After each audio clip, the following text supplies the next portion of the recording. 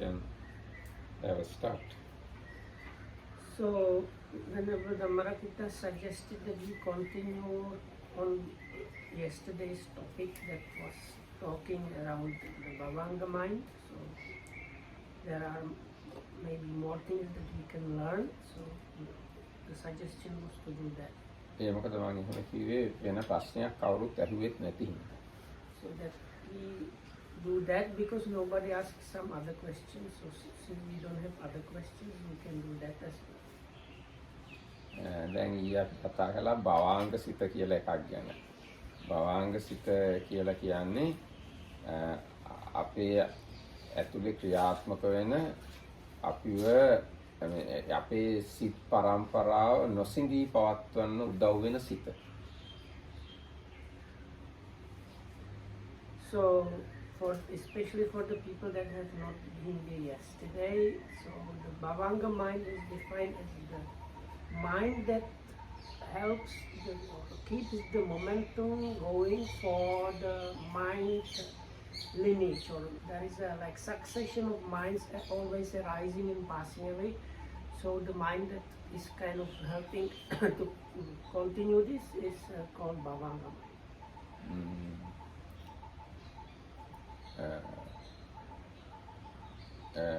අපේ දැන් අනිත් ඉන්ද්‍රියන්ගෙන් අරමුණු ගන්නේ නැති වෙලාවට හිතෙනුත් වෙන මොකුත් හිතන්නේ නැති වෙලාවට ක්‍රියාත්මක වෙන හිත තමයි භවාංග හිත කියන්නේ. So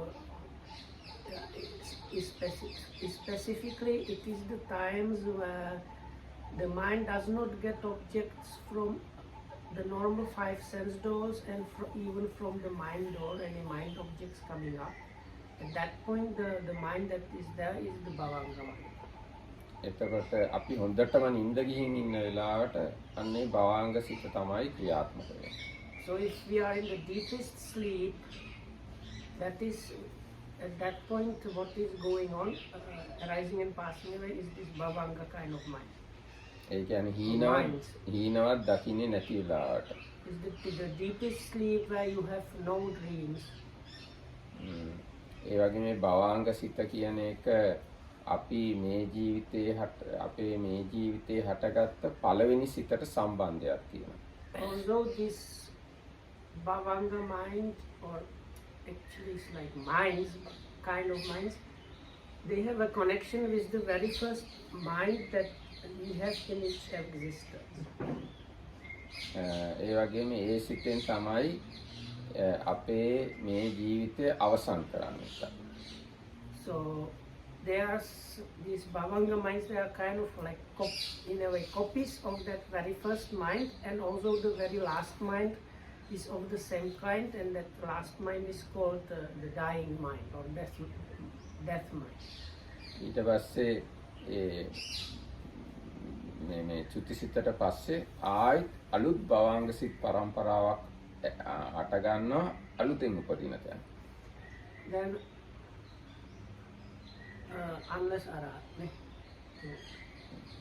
unless you are an arahat, after the dying mind, that's the end of this life, this existence, and there is a relinking mind, that is the mind of the new existence, new life. Very first one is called the relinking mind, and from there a new succession of minds starts arising, or new lineage of minds starts arising. ඒ වගේම අලුත් ජීවිතය. That is like in the new life there is a new lineage of minds arising, and they have their own Bhavanga mind, which was the kind of copy of the relinking mind. ඔන්න වගේ තමයි ඊයේ අපි කතා කරේ. So we were talking about these things yesterday. يعني භවාංග සිත මේ වෙලාවෙත් අපි තුල ක්‍රියාත්මක වෙනවා. Even now the Bhavanga minds are functioning within us. Is it okay I call it Bhavanga minds, because otherwise people might getting idea it is some lasting kind of mind. No, not lasting kind of mind. Yeah, that's why I would say minds in English, even though you say in Sinhala just one mind. Anyway, all the භවාංග සිත සහ අනිත් සියලුම සිත් එක චිත්තක්ෂණයයි පවතින්නේ. So even though we say Bhavanga mind, so I was trying to get permission to call them minds, because if we say mind, people might get either it's something like long lasting, and because there is no lasting mind. Every mind is there just for the like one mind moment really. එතකොට මේ දැන් මා අද කියන්න යන්නේ මේ භවාංග සිත කොහොමද අනිත් සිත් එක්ක සම්බන්ධ වෙලා ක්‍රියාත්මක වෙන්නේ කියලා. So today what Dhamarkita Hamguru wants to have a look at is how these Bhavanga minds interact or are connected with other kinds of minds. දැන් අපිට භවාංග සිත හැරුණාම ඇස් වලින් රූප දැනගන්න සිත් හට ගන්නවා. කන් වලින් ශබ්ද, නහයෙන් ගන්ධ සුවඳ, දිවෙන් රස, ඇඟෙන් ස්පර්ශ, හිතෙන් එක එක ඒවා හිතන විදියට සිත් හට ගන්නවා. So out of the Bhavanga, the mind turns to an object. It might be eye object, ear object, even up to the mind object. ඒක මේ අර හැරීමක්ම නෙවෙයි. දැන් මට කියන්න ඕනේ භවාංග සිත හැරුණාම අපිට ඇහෙන් රූප දැනගන්න සිත් වගේක් හට ගන්නවා. කනෙන් ශබ්ද දැනගන්න වෙන සිත් වගේක් හට ගන්නවා. අන්න ඒ විදිහට. So what happens is out of the Bhavanga, there is another kind of mind produced which takes the object. ඒ සිත් වලත් ආයස චිත්තක්ෂණය. So even those, they last just for the one mind moment. එතකොට ඒක සාමාන්‍ය සිද්ධ වෙන්නේ මෙන්න මේ වගේ විදිහකට. So normally it happens in the way it will be described. දැන් ඔන්න භවාංග සිත් තමයි මේ හටගන්නේ. ඒකම we have like red dots going from up, like it's like a column of red dots going from the up of the board down. එතකොට ඒකම මේ භවාංග සිත් ඔක්කොම හටගන්නේ හෘදය වස්තුවේ. So all of them are these Bhavanga kind of minds, and they arise in connection with this heart matter or heart basis. අර චක්කු විඤ්ඤාණ, සෝත විඤ්ඤාණ, ගාන, જીවහා, කාය විඤ්ඤාණ ඒවා හටගන්නේ ඒ ප්‍රසාද රූපවල. So the Dhamarkita now says that these eye consciousness and so on, they arise in the sensitive materiality in the respective sense base.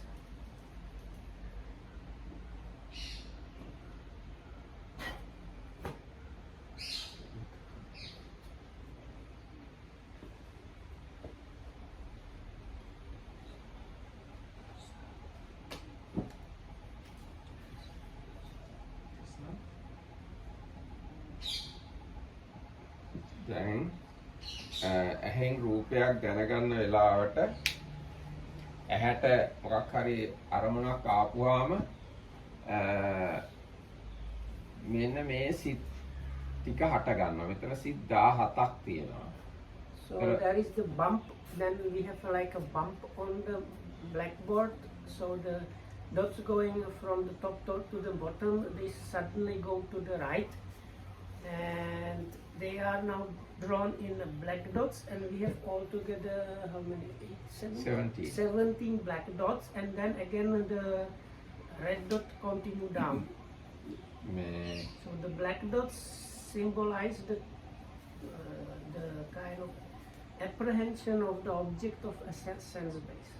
එතකොට මේ කළු සිත් හට ගන්නකොට භවාංග සිත් නතර වෙලා. So it is at these black dots is the occasion where the succession of the Bhavanga minds have been kind of temporarily stopped. එතකොට ඒවට කියන නම් තියෙනවා. මේකට කියන්නේ අතීත භවාංග, මේකට කියන්නේ භවාංග චලන, මේකට කියන්නේ භවාංග උපච්ඡේද, මේකට කියන්නේ පංචද්වාරාවචන, මේකට කියන්නේ චක්කු විඤ්ඤාණ, මේකට සම්පටිච්ඡන, සම්තීරණ, වොත්තපන, ජවන and tadalambana and tadalambana two minds are tadalambana. So එතකොට මේ හැම එකටම එක එක නම් තියෙනවා. So 1, 2, 3. The fifth dot has a small circle because that is the actual consciousness, like say I consciousness or your consciousness. Before that, anyway, each of these minds in this succession has its own specific name. There are like about 4 before the actually I consciousness happens, and whenever Dhammarakita now mention all the names for these minds. ඔව් දැන් මේ පළවෙනි එකට කියනවා අතීත භවාංග කියලා. So it's still Bhavanga. Yes. So the first one is called like past Bhavanga mind. ඊගාට කියනවා භවාංග චලන කියලා දෙවෙනි. Then shaking of the Bhavanga. තුන්වෙනි එකට කියනවා භවාංග උපච්ඡේද කියලා. And then breaking of the Bhavanga mind. ඊගායකට කියනවා පංචද්වාරා වර්ජන කියලා. Then there is a mind called mind adverting towards the 5 sense doors. ඊගායකට කියනවා චක්කු විඥාන කියලා. Then the eye consciousness, if it's an eye object, then eye consciousness. ඊට පස්සේ කියනවා සම්පටිච්ඡන කියලා. Then you have investigating or kind of. ඊගායකට කියනවා සම්තීරණ කියලා. No. No, it's accepting, no? Patichana, right? Yes, සම්පටිච්ඡන. It's kind of accepting mind and then in kind of categorizing or investigating mind. සම්පටිච්ඡන සම්තීරණ. This is kind of decision making. It has a Vattapana. Vattapana is the decision. Vattapana is the decision. ඊට පස්සේ Vattapana වලින් පස්සේ ජවන කියලා සිත් 7ක් හටගන්නවා. Then you have 7 impulsion minds.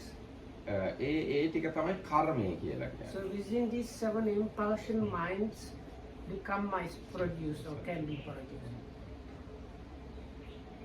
මෙන්න මේ ටිකේ තමයි කර්මයක් සිද්ධ වෙන්නේ. ඊට පස්සේ මේ දෙක Then you have the kind of registering consciousness which like rounds the whole stuff off, which can be 1 or 2 minds.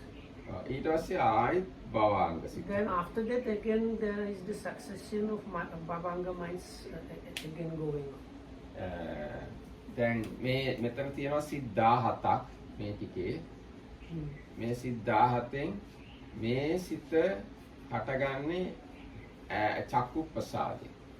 Eye consciousness කියන්නේ. So then Dhammarakita Hantu says that this eye consciousness arises in the eye sensitive matter if we talk about the seeing and so on. ඒ කියන්නේ ඇහැ ඇතුලේ ඒක හටගන්නවා. So Dhammarakita Hantu says it arises within the eyeball. ඇහැ ඇතුලේ තියෙනවා මුම් පියල්ලක් විතර තැනක්. ඒකට කියනවා චක්කු ප්‍රසාදය කියලා. There is like a very small spot within the eyeball and where this eye sensitive matter is, and Dhammarakita Hantu says that the eye consciousness arises there. මේ චක්කු ප්‍රසාදය කියන එක කර්මජ රූපයක්. උපදිනකොටම තමයි ඒක හට. ඒ කියන්නේ උපදිනකොටම එහෙම තමයි මව කුසේ පිළිසිඳගෙන සති 7ක් ඇතුළත වගේ තමයි ඒක හටගන්නේ. So this sensitive matter of these sense doors is called kammaja rupa or materiality arising out or produced by kamma. And when we are born, there are like bunch of different kinds of materiality that are produced by the kamma like that. සමහරවිට අකුසල කර්මයක් තිබුණොත් එහෙම ඒක හටගන්නේ නැහැ. එතකොට උපතින් මෙයා අන්ධෙක් වෙනවා. So there is some like unwholesome karma. This one can be missing or destroyed from the very beginning. Then you are born as a blind person. එතකොට දැන් ඔන්න ඇහෙන් රූපයක් දැක්කහම ඔන්න ඔය සිද්ධිය සිද්ධ වෙනවා. ඊට පස්සේ ආයෙත් භවාංග සිත් හට ගන්නවා. ඊට පස්සේ ආයෙත් තව අරමුණක් ආවොත් ඇහැට හෝ කනට හෝ ආයෙත් මේ විදිහම සිත් 17ක් හට ගන්නවා. So then if some other kind of object comes up, again up to like this 17 minds, this succession of 17 minds arises, apprehending in some way or another the different object, and then again it goes into the Bhavanga stream.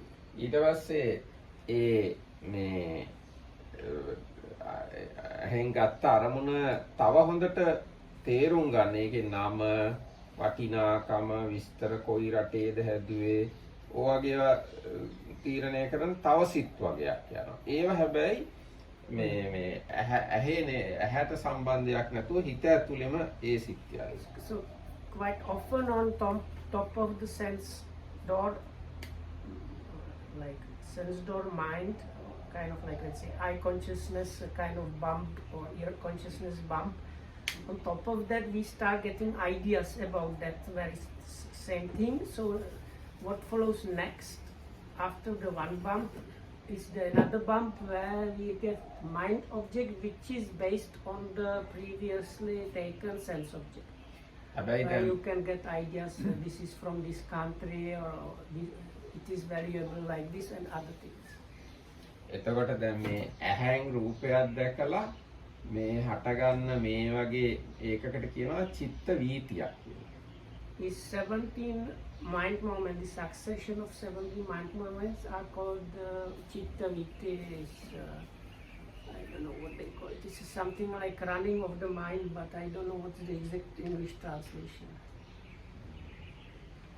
Oh, it was maybe sequence, I don't know, something like that. Oh. දැන් ඒ වගේ වීති or series, I think. series of consciousness. ඒ වගේ වීති 15ක් ඇහැ සම්බන්ධයෙන් සිද්ධ වෙනවා.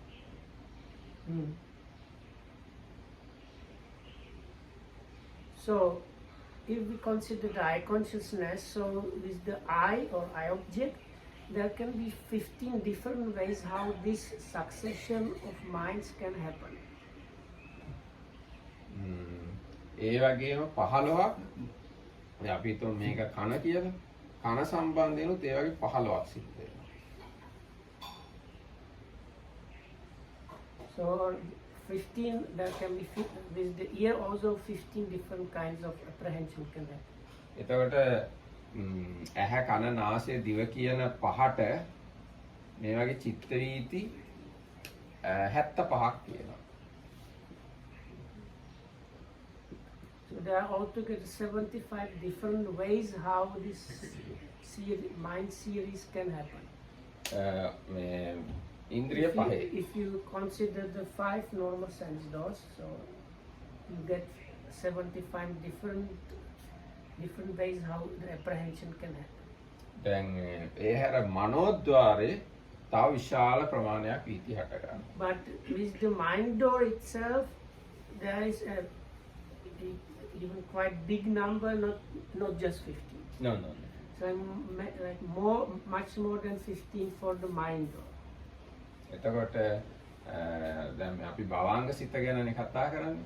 එතකොට දල වශයෙන් තේරුම් ගන්න ඕන මේ අර ඉන්ද්‍රියයන්ගේ සිද්ධ වෙන සිද්ධි සිද්ධ වෙන අතර වාරෙදී මේ අපේ සිත් පරම්පරාව නොසිඳී පවත්වන ඒක තමයි මේ රතු පාටෙන් තියෙන එක තමයි භවාංග සිත කියලා කියන්නේ. So if we kind of simplify it, we can summarize it like this. Other than these different kinds of apprehension of objects, at any point where the mind is not apprehending an object and it's just kind of running on neutral, so to say, is the bhavanga mind. එතකොට දැන් මේ අපි මැරෙන වෙලාවට ඒ මැරෙන සිතත් මේ භවාංග සිතක්ම තමයි. අපේ මේ ඇඟේ හටගන්න අන්තිම සිත භවාංග සිතක්. The very last mind is again a bhavanga mind. ඒ කියන්නේ මේ ඇඟේ හටගන්න සිත අන්තිම සිත. So now it says the very last mind that arises in this body is the bhavanga mind. It is called the death mind. ඔව් ඒකට කියනවා චුතිසිත කියලා. ඒ චුතිසිත හටගන්න ටිකක්කට කලින් කර්ම නිමිති ගති නිමිති කියලා තුනක් මේ හරියේ ඇති වෙනවා. Before that happens, one of the three happens, no? One of the three. One of the three things happen, and that is the sign of an action, sign of destination, and karma nimit karma. Karma. Just the action or the sign of the action or the sign of the destination arises before the dying moment. එන්නේ අනුව ආයි සිතක් හට ගන්නවා මේ චුතිසිත ගාවටම. So, influenced by that kind of either karma kind of thing, or the sign of the karma, or a sign of the destination, the next mind that arises after the dying mind is influenced by that. ඒක තමයි ඊගාව ආත්ම පළවෙනි සිත. That is the first mind of the next life, if we say it in a very simplistic method. ඒකට කියනවා ප්‍රතිසන්දි සිත කියලා. That mind is called the patisandhi, or usually translated as the relinking consciousness. එතකොට ඒක හටගත්තට පස්සේ තායි දිගටම භවංග සිත් යනවා ඒ ජීවිතේ මැරෙනකම්. So that first mind is kind of then copy pasted all the life, when the next life as the next life bhavanga, until the dying moment of the next life.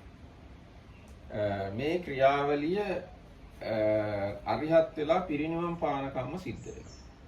And then there is another relinking mind and another bhavangas until the dying mind, and so on, up to the moment where you reach arahachi. Not arahachi. Up to the point you attain parinibbana.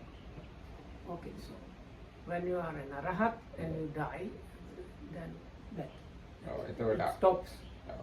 එතකොට අන්න දැන් මම හිතන්නේ භවාංග සිත කියන එක ගැන සෑහෙන අදහසක් එන්නේ ඇති. ඊට පස්සේ මේ කොහොමද කියන්නේ දැන් අපි හිතමු දැන් අපි වුණ දෙවෙනි ආත්මෙට ගිහිල්ලා ඒකේ පළවෙනි සිත ගැන කතාවට යනවා. ඒ කියන්නේ භවාංග සිත ආරම්භ වෙන තැනට යනවා දෙවෙනි ආත්මෙ. So now we are going to talk about like the first mind of the next life. එතකොට මෙතෙන්දී අපිට මේ චුතිසිත හට ගන්න කලින් අපිට හොඳ දෙයක් මතක් වුණොත්, හොඳ පින්කමක් මතක් වුණොත් ඒකට අනුව තමයි මේ ප්‍රතිසන්දිසිත හටගන්නේ. So let's say you remember some meritorious occasion, or alms giving, or something wholesome, and if it's one of the three occasions mentioned there, then according to that, the first, the relinking mind arises, influenced by that. අපිට නරක එකක් මතක් වුණොත් එහෙම මැරෙන්න කිට්ටු වෙලා ඒකට අනුව තමයි මේ relinking consciousness එක හටගන්නේ. So if one of the three possible occasions is something really bad, some bad thing you have done, you might remember something bad, then the relinking mind is influenced by that, and එතකොට මේ අපිට මතක් වෙන දේවල් ගැන කර්ම ආකාර හතරකින් ක්‍රියාත්මක වෙනවා. අපි කරපු කර්ම. So the karma we have done kind of can function in four ways on that occasion. ගරුක ආසන්න ආචින්න කටත්තා කියන ආකාර හතර. ගරුක ආසන්න ආචින්න කටත්තා. So the four are the four mentioned some time ago here. So one is called heavy or serious karma. Then you have the kind of recent karma, let's say. Then you have the habitual karma, and then just kind of random karma.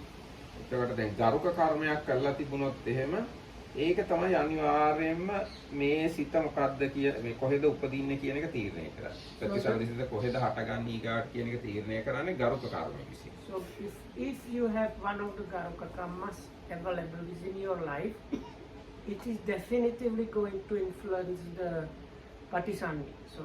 So if you have the kind of heavy or serious karma, it will definitively come up, and definitively the patisandhi will be influenced by that. ඊට පස්සේ ආසන්න කර්ම එහෙම ගරු කර්මයක් කරලා නැති කෙනෙක්ට ආසන්න කර්මයක් බොහෝ විට ඉදිරිපත් වෙන්න පුළුවන් මේ පළවෙනි සිත තීරණය කරලා. Asana is the near.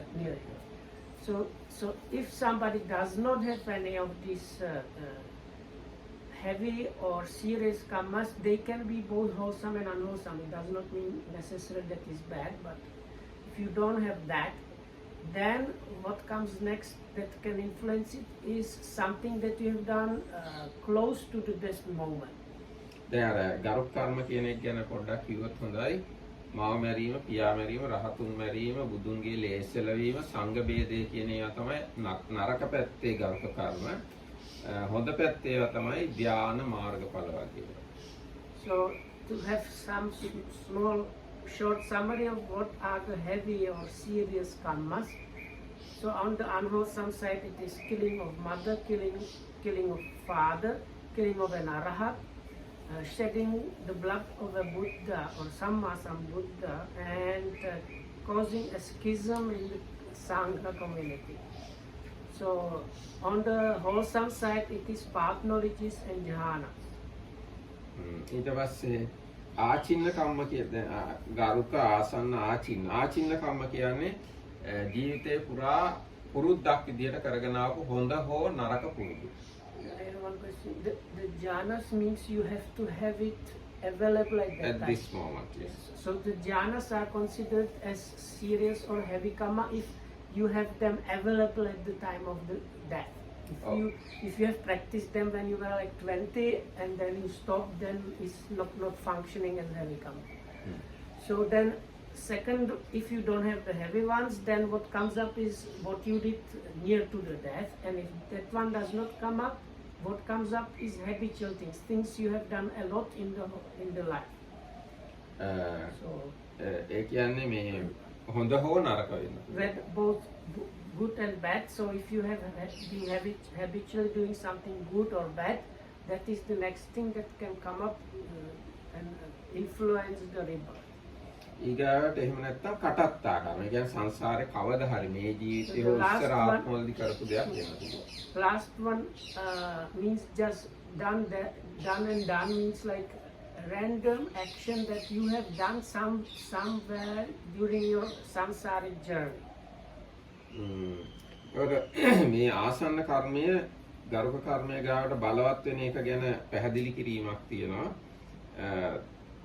දැන් කොච්චර පින් කරගෙන හිටිය එක්කෙනෙක් වුණත් මැරෙන්න කිට්ටුව නරක දෙයක් මතක් වුණොත් ඒකට අනුව තමයි එයා උපදින්නේ. කොච්චර පව් කරගෙන හිටිය කෙනෙක් වුණත්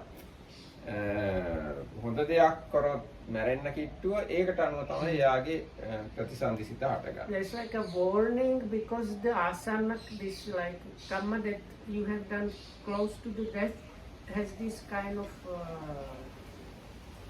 like influences you before the habitual one.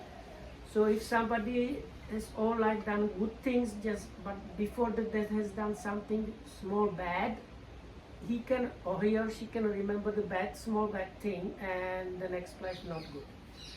Likewise, a very bad person might be extremely lucky and do something really good just before dying, and even though he has done a lot of bad things, the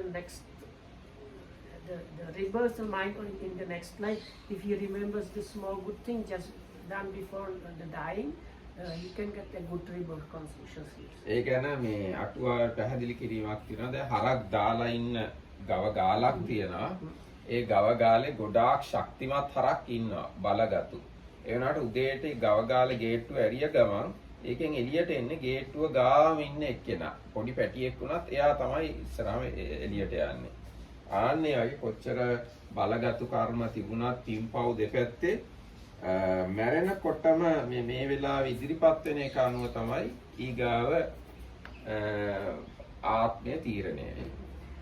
So the simile in the commentaries given is this kind of popular simile about the cow holding pen.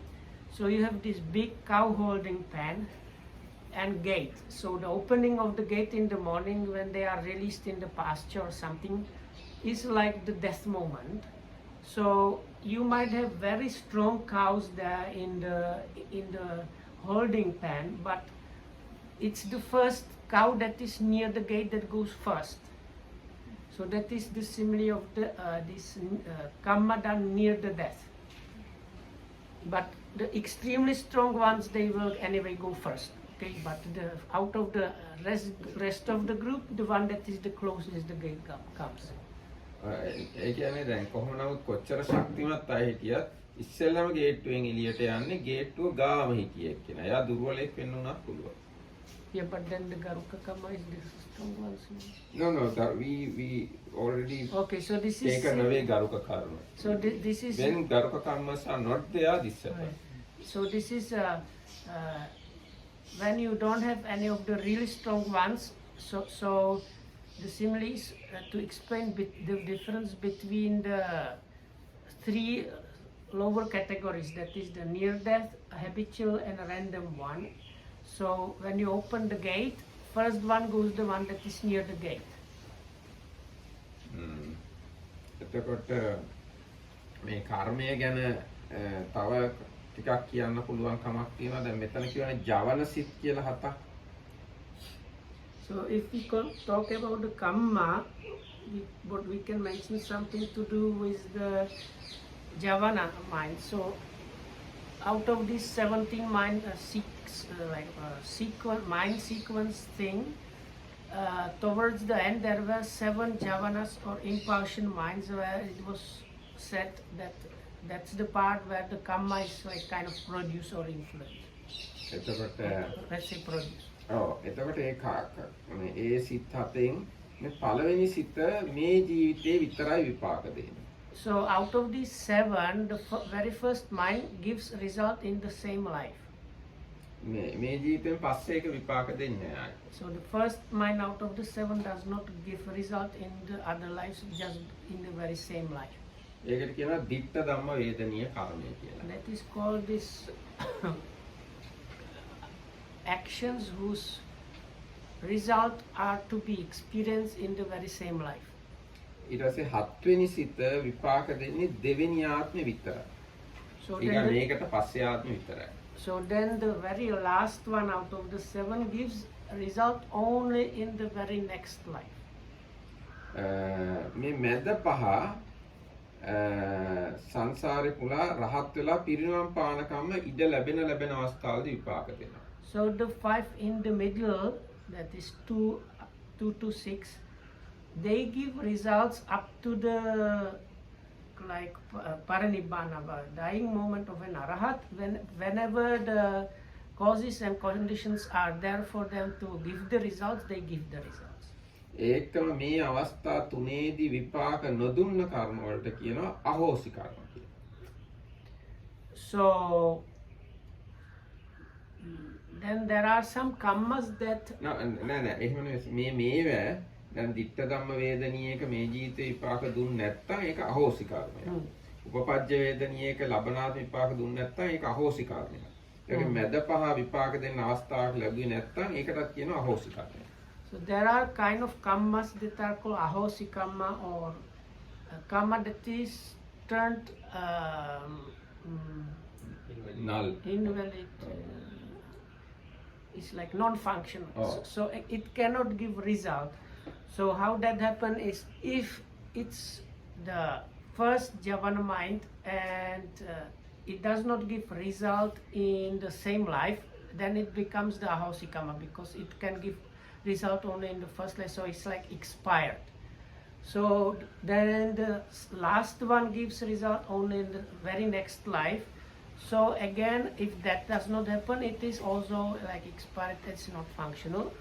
And the middle ones, if they don't get causes and conditions, for then they cannot also operate, and they are kind of also turned inoperational. දැන් ඒකට උදාහරණයක් දැන් අපි තුමු දැන් අඟුලිමාල රහත් වෙන්න කලින් අඟුලිමාල හාමුදුරුවෝ වෙන්න කලින් ගොඩාක් මිනිස්සු මැරුවා. හැබැයි දැන් මේ ඒ මරපුවේ විපාක දිය හැකිකම තියෙනවා. නමුත් දැන් උන්වහන්සේ පිරිනවම් පාපු හින්දා ඒව ටික ඔක්කොම අහෝසි වුණා. So Venerable Angulimala was a serial killer. So he killed like so many humans, even in his very last life.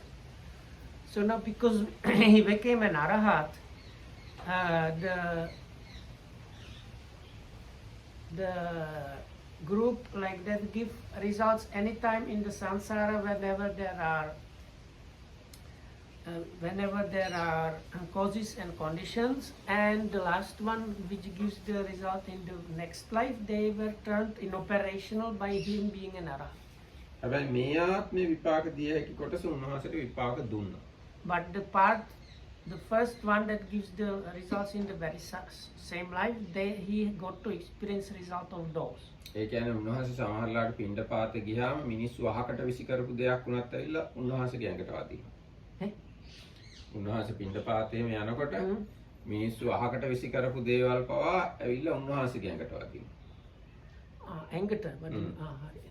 So as he was walking for alms, people were throwing like throwing away things from windows or somewhere, and he was just happened to walk by and being hit by these things that people were just throwing away.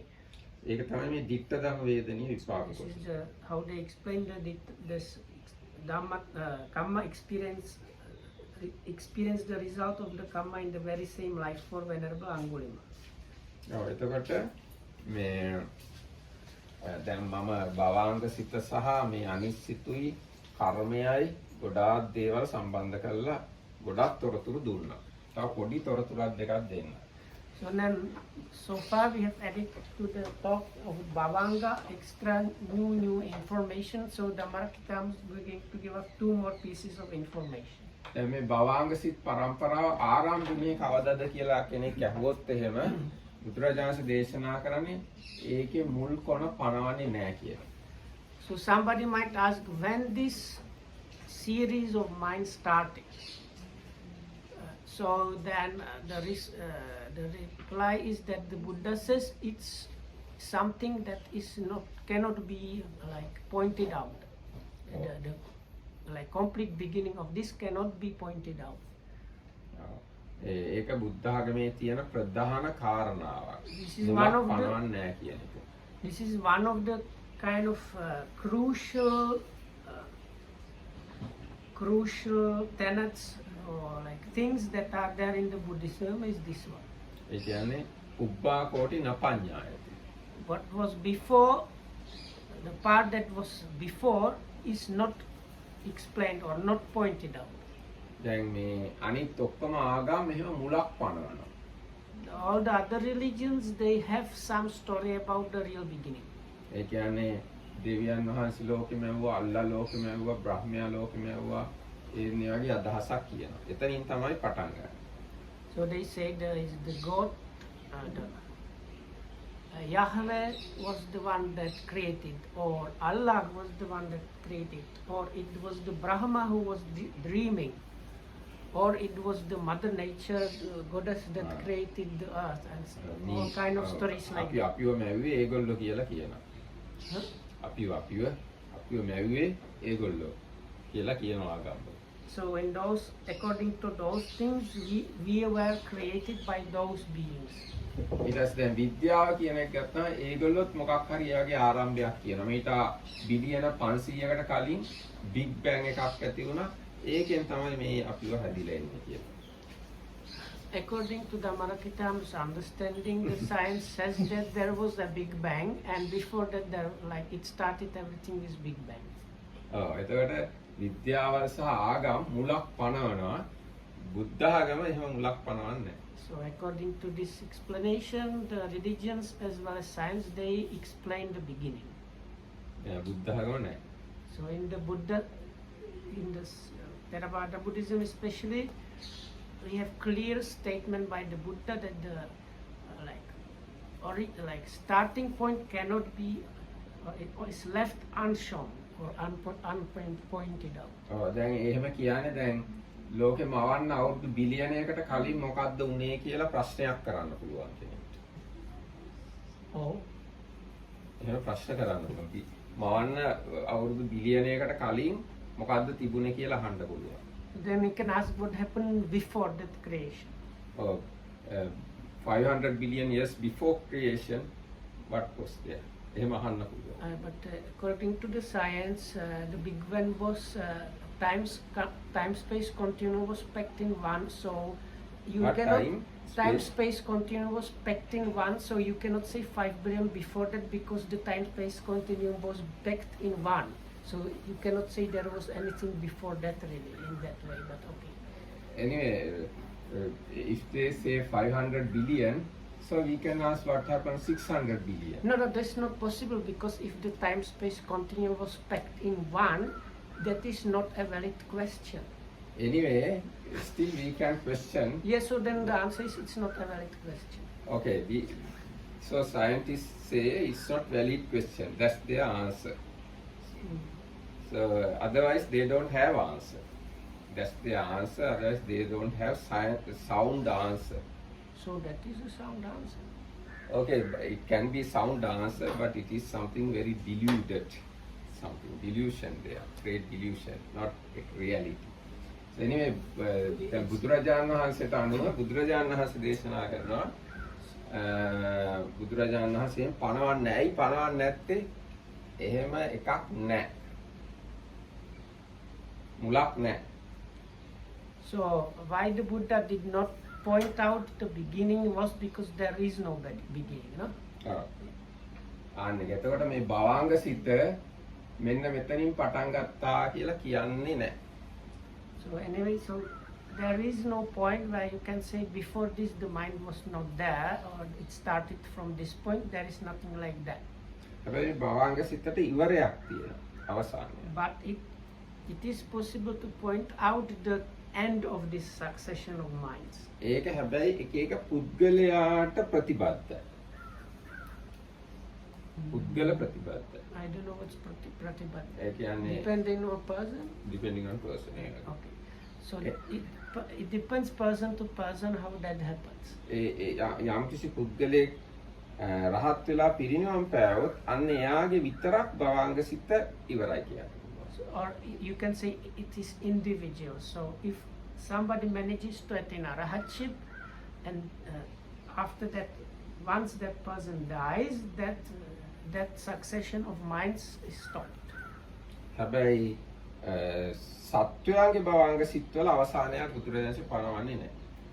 But the Buddha, if I understand correctly, the Buddha never pointed out saying that where the old minds, where this is the idea.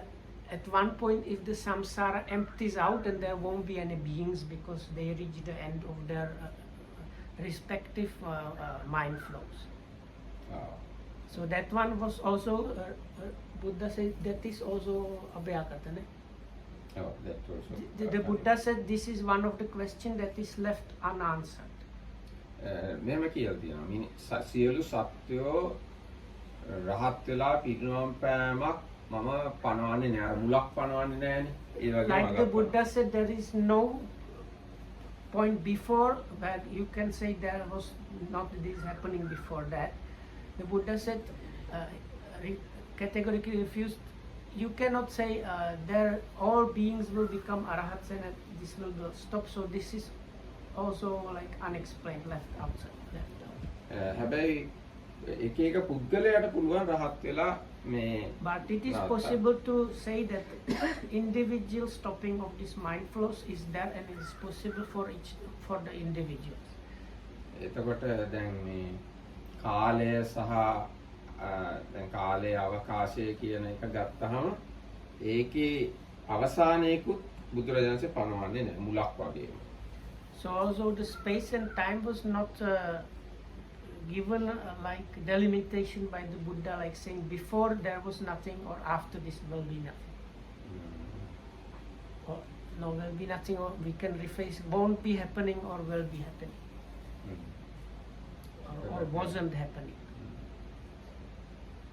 එතකොට මම හිතනවා භවංග සිත් ඊට පස්සේ තව කියන්න පුළුවන් පොඩි කාරණාවක්. දැන් මේ භවංග සිත් කියන ඒවා මේවා ඔක්කොම මේ ටික උනත් ඉතාමත්ම වේගවත්. Or the other thing is to have is good to know all these mentioned things, they work extremely fast. ඒ කියන්නේ ඇහි පිල්ලමක් ගහනකොට සිත් මිලියන 10ක් වුණත් හට ගන්නවා. So they say in one blinking of an eyelid, it's like 10 millions of these mind moments arise easily. Actually, it's flash of the lightning. එතන තියෙනවා දැන් ටීකා කියලා තියෙනවා අච්චරා සංඝාතක නස්සව අක්කි නිම්මීනන කනස්සව අනේක කෝටි සත සහස්ස භාගෝ දත්තබ්බෝ කියලා. ඒ කියන්නේ ඇයි පිල්ලම් ගහන එක ඇයි පිල්ලම් ගහන කාලය 10 කරොත් අන්නේ තරම් තමයි මේ එක mind moment. Okay. So this call about eye blinking, not about lightning. Both are there. Yeah, but that's not precise because lightning is much shorter than eye blinking. Okay, no problem. අක්කි නිම්මිල්ලන කනස්සවා අච්චරා Sanga කනස්සවා. This is the way it is explained. Okay. එතකොට අන්නේ තරම් තමයි එක හිතක්. හිතක් එච්චර ස්වල්ප එකක්. ඒක ඒවා සාමාන්‍ය මිනිස්සුන්ට විශේෂ කරගන්න බෑ. බුදුරජාණන් වහන්සේ තමයි සර්වඥතා ඥාණයෙන් දැකලා දේශනා කළා. So these things we have no way of really comprehending, but it is thanks to the Buddha's omniscient knowledge that he was able to know and explain these things to us. හැබැයි ඒවා ගොඩවල් වශයෙන් අපිට කියන්නේ ගොඩක් වශයෙන් අරගෙන අපිට තේරුම් ගන්න පුළුවන්. We can understand about those things in a big chunks. ඒක හරියට දැන් වැලි ගොඩක් දැක්කහම මේකේ චූටි වැලි කැට කෝටියක් විතර තියෙනවා කියලා අපිට උනත් හිතා ගන්න පුළුවන්. So like if you see a heap of sand, you can get idea in this heap of sand there must be like millions or I don't know, tens of millions of sand grains. So like that we can understand about the minds. එතකොට දැන් මේ සිත් වගේම තමයි රූප කියන ඒවත් ඉතාම ටික කාලයයි පවතින. So like the mind, also the materiality is also has a kind of cycles of existence, something like that, which are also extremely fast. ඒ කියන්නේ සිත් 17ක් තරම් රූපයකට ආයුෂ තියනවා කියලා කියනවා. It's said that one kind of moment of materiality, you have 16, how many? 17 mind moments. So the mind is like 17 times faster than the matter. ඒතකොට ඒවා මේ දැන් අපි ඇස් වලට බැලුවට කන් වලට ඇහුවට ඒවා විශේෂ වෙන්නේ නැහැ. ඒ දෙකම.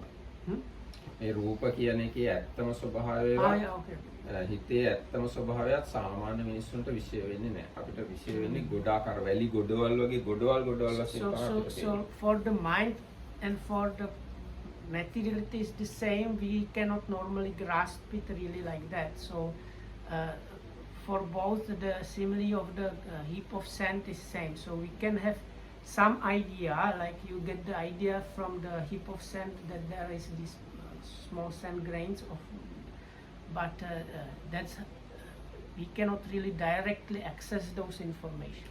දැන් මේ අපිට මේ බැලුවාම මේ මිනිස්සු ඉන්නවා ගෙවල් දොරවල් තියනවා කියලා පේනවනේ. ඒ වුණාට බුද්ධ ආගමට නෝ මොකුත් එහෙම තියෙන්නේ නැහැ. Even though we see like houses and people living normally, according to the Buddha's teaching, the Varkitambu says there is nothing like that really existing. මේ අපිට පේන්නේ රූපවල අපේ ඉන්ද්‍රියන්ට ගන්න පුළුවන් මට්ටමේවා විතරයි. So what we see is what our faculties can apprehend out of this, like things that are within the seeing. I don't know how to say. Seeing, hearing.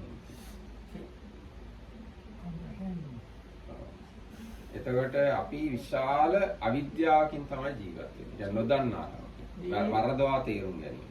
We live in this extremely big ignorance and not knowing. ඉතින් අපි කියන්නේ මොකද්ද කියලා දන්නෙත් නැහැ. මේ බාහිර ලෝකයේ විශ්වය කියන්නේ මොකද්ද කියලා දන්නෙත් නැහැ. So we don't have any idea what is really the world or the universe about at all. And about ourselves either. So එතකොට ඒ අවිද්‍යාව මේ අපේ හිතේ තමයි තියෙන්නේ. ඒ නොදන්නකම. So this not knowing is there in our mind and this is called the ignorance. ඒ අවිද්‍යාව නැති කරගන්න විදියකුත් බුදුරජාණන් දේශනා කළා. ඒ අවිද්‍යාව නැති කරගෙන ඇත්තටම මොකද්ද සිද්ධ වෙන්නේ කියලා දැනගන්න පුළුවන් කෙනෙක්. So then, according to this, the Buddha explained a way how you can see and understand what is actually happening. ඒකට ප්‍රධාන ඒ සඳහා ක්‍රමයක් තියෙනවා. ඒක ප්‍රධාන කොටස් තුනකට බෙදලා තියෙනවා. So there are three things for that. ඒකට කියනවා සීල සමාධි ප්‍රඥා කියලා. The way how to achieve that is morality, virtue, concentration and wisdom. ඒ සීලය කියන කොටස් තුනකට බෙදලා තියෙනවා සම්මා වාචා කම්මන්ත ආජීව කියලා. So the virtue is further divided into right speech, right action and right livelihood. ඊට පස්සේ සමාධිය කියන කොටස් තුනකට බෙදලා තියෙනවා වායාම සති සමාධි කියලා. So then the concentration is divided into three as right effort, right sati and right concentration. ප්‍රඥා කියන කොටස් දෙකට බෙදලා තියෙනවා සම්මා දිට්ඨි සම්මා සංකප්ප. And wisdom is divided into two, right view or understanding and right thought or intention. මේ ඔක්කොම ටික එකතුවට කියනවා ආර්ය අෂ්ටාංගික මාර්ගය. So all this together is called the Eightfold Noble Path. දැන් මේ අපි මේ භාවනා මධ්‍යස්ථානට ඇවිල්ලා ඉන්නේ ආන්නේ ආර්ය අෂ්ටාංගික මාර්ගයේ යන්න.